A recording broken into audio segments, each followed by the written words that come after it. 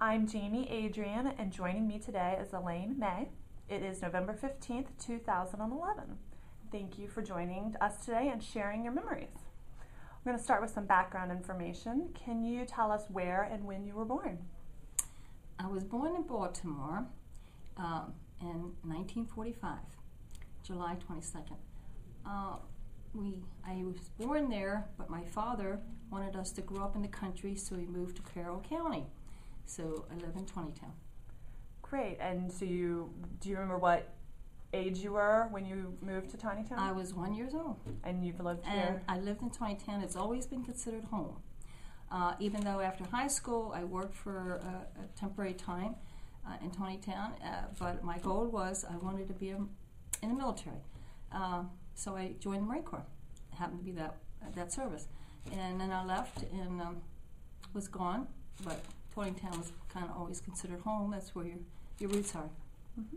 Can you tell me who your parents were? James and Mary May. And did they work outside of the home, or? My mother was a housekeeper, and my father worked in Baltimore. He continued working in Baltimore at Bethlehem Steel Company as a blacksmith. Other than that, he stayed there and became a carpenter after that and moved out, to come out closer in the country. What was it like growing up in Carroll County and in Taneytown in particular? I didn't know anything else, so it was a good life. Grew up in the country and had a lot of things to do, and had a pond, go swimming, had animals. Most of my friends that lived in town actually would come out to see me. So it was a good life, no problems. What was your neighborhood like? Did you live in a small neighborhood? Did you live out in the country? Actually lived in the country on a big farm. We had about 90 acres out there.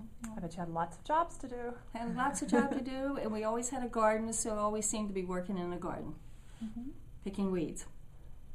And how has that area changed? Taneytown has changed a lot. Not exactly the same. When I retired in 1994, I came up here in 96 because I was living in Falls Church, Virginia. And because I wanted to come home. I wanted to live in the house since my parents were gone. I wanted to live in the house I grew up in. I didn't want to see anybody else live in it. So, and it's been a lot of work and maintenance because it's an old Victorian 1890s house. Oh, neat. You've talked about your military service. What branch did you serve in? In the United States Marine Corps. And I went to boot camp in September of 65 and graduated in December of 65. How long did you serve? Well, I got an assignment to Quantico, Virginia, and I was there for about 2 years. And I ended up getting out of the service only because I knew a colonel that was going to headquarters Marine Corps in Arlington, and he says pursue the civil service route, and I did do that. And I can always remember that was something my father wanted me to do, was work for the government, because it's kind of like a security job. You got benefits and all that, so I did that. And then it wasn't until a few years later, someone I went to boot camp with, she says, why don't you join the Marine Corps Reserve? I did do that in 1974 and stayed with that. And how long were you in the reserve?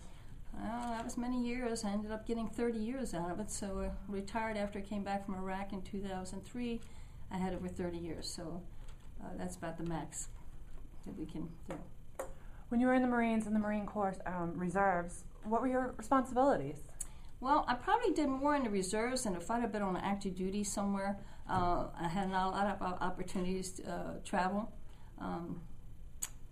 everywhere in Europe, and did a lot of things. And up to a gunnery sergeant, E7, I was admin, taking care of record books and had a staff.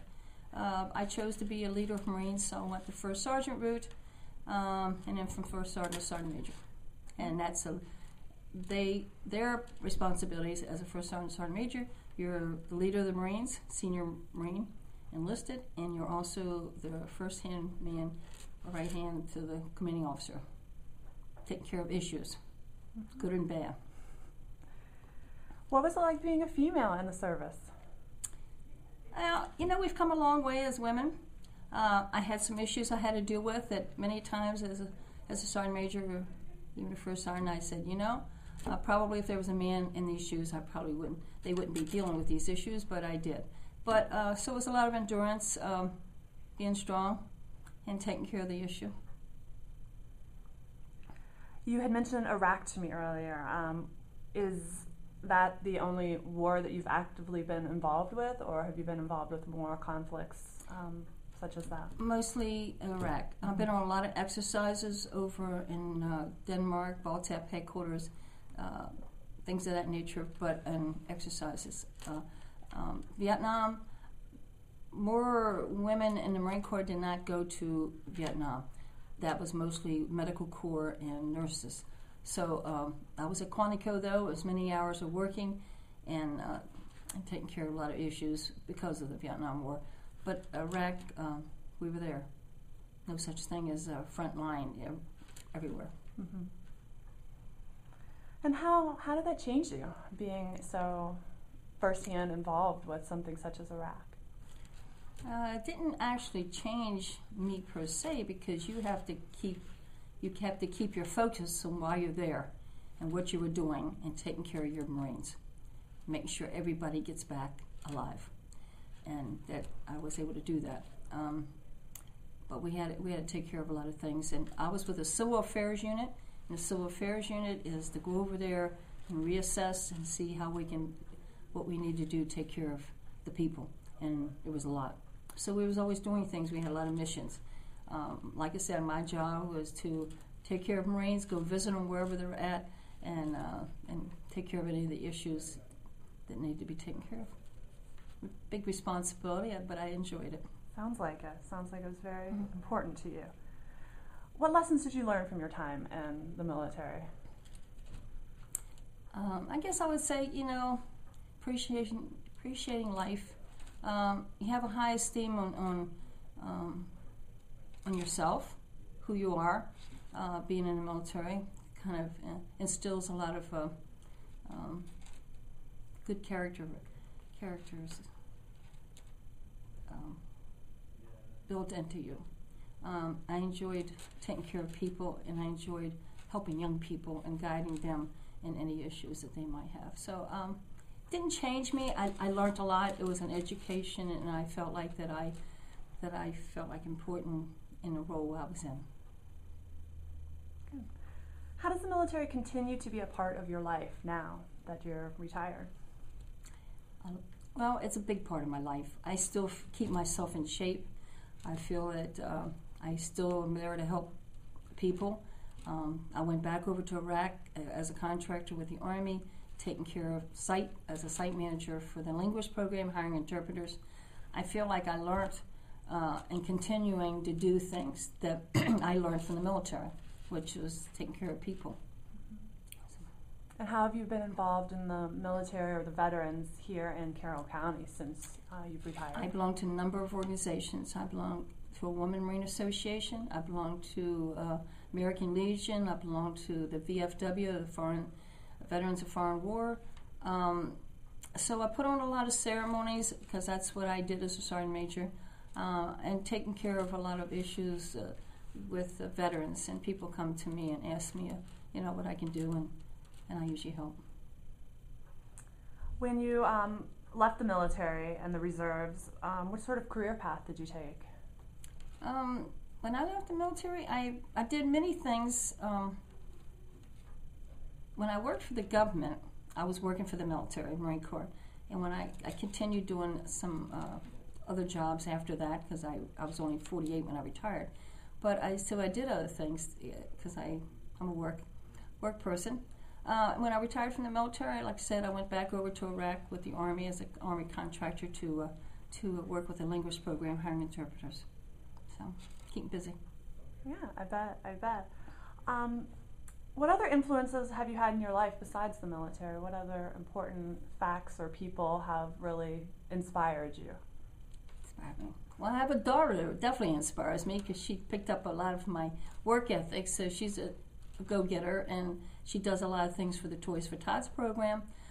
She is Anne Arundel County head of the program representative, and she does putting things together and fundraisers. And so I think she's made an impact on my life. How I raised her to be like me, because she does all the things that care about people. That's wonderful. It's very important. Is there anything else you want to share with us about your time growing up in Carroll County, or your memories of Carroll County, or your military service and being a veteran to this great country? Carroll County was my life. My family was there, and I grew up there, and I have a lot of friends that I grew up with there. My military life, something you'll never forget, and it'll stay with me forever. And I guess the people that I've met along the way, because I've met many people and have many longtime friends. Because in the military, you have that bond which you will stay with for the rest of your life. So one thing I do have is plenty of friends. So, are you able to see a lot of those people that you keep in touch? Served with? We keep in touch. Yeah, and I do go see them. I go anywhere, and there they are. So yeah, that's kind of nice. Mm-hmm. I bet it is. Mm-hmm. That bond. Mm-hmm. Well, I appreciate you sharing your thoughts with us today. If there's anything else that you want to share, I'm happy to keep it for our future generations to see. Well, I appreciate that, and I thank you for interviewing me, and I am proud to be an American and being a veteran. Thank you.